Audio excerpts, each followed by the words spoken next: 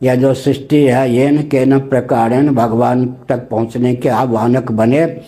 तो सृष्टि की संरचना का प्रयोजन क्या है? बुद्धिन्द्रिय मन प्राणाम जनानाम असजत प्रभु मात्रार्थम च भवार्थम च आत्मने कल्पनाय च भोगरपवर की सिद्धि, पुरुषार्थ चतुष्टय की सिद्धि। अंत में सृष्टि की संरचना का प्रयोजन धर्मस्य ह्यापवर्ग्यस्य श्रीमद् भागवत। बहुत बढ़िया। प्रथम स्कंद अध्याय 2 8 से 11 तक श्लोक देखें। सारा जो कुछ अध्यात्म है इतने हमें प्राप्त हो जाएगा बीज रूप से। इसलिए कैवल्य मोक्ष, परम मोक्ष। तो सृष्टि की उत्पत्ति का वर्णन है, जीव जन्म मरण के अनादि अजस्र परंपरा का आत्यंतिक उच्छेद कर सके। श्रीमद् भागवत का भी यही तात्पर्य, कैवल्य का प्रयोजनम। और श्रीमद् भागवत का प्रारंभ और अंत एक ही वचन से हुआ है। अंतिम अध्याय जो अंतिम श्लोक है वो नवीन पाठ है श्रीमद् भागवत। प्राचीन पाठ में सत्यम परम धीमहि अंतिम पाठ भी है, उससे पहले के श्लोक। तो भागवत का प्रारंभ भी सत्यम परम धीमहि से होता है। धीमहि और सब प्रयोग है, अर्थ होता है ध्यायेम। परम सत्य जो परमात्मा तत्व है वह ध्येय है, उनका हम ध्यान करते हैं, ध्यायेम। अंतिम वचन भी श्रीमद् भागवत का यही है, सत्यम परम धीमहि, परम सत्य भगवत तत्व ध्यान करने योग्य।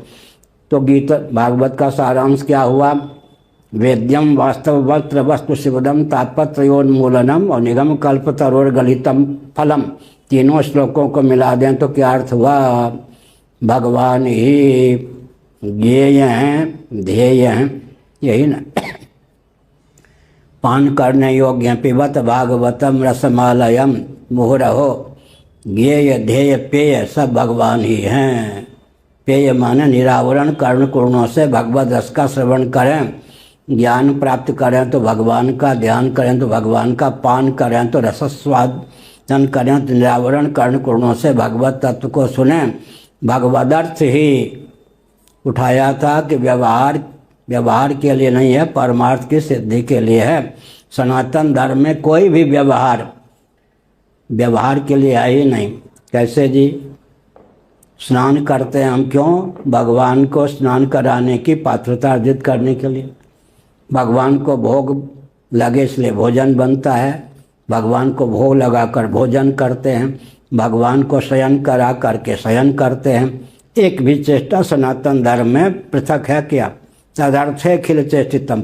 अगर हम वेदादि शास्त्र सम्मत जीवन यापन करते हैं, कोई ऐसी चेष्टा नहीं जिस चेष्टा का उपयोग और विनियोग भगवत प्राप्ति में साक्षात या परंपरा से ना हो। हरि अनंत, हरि कथा अनंता।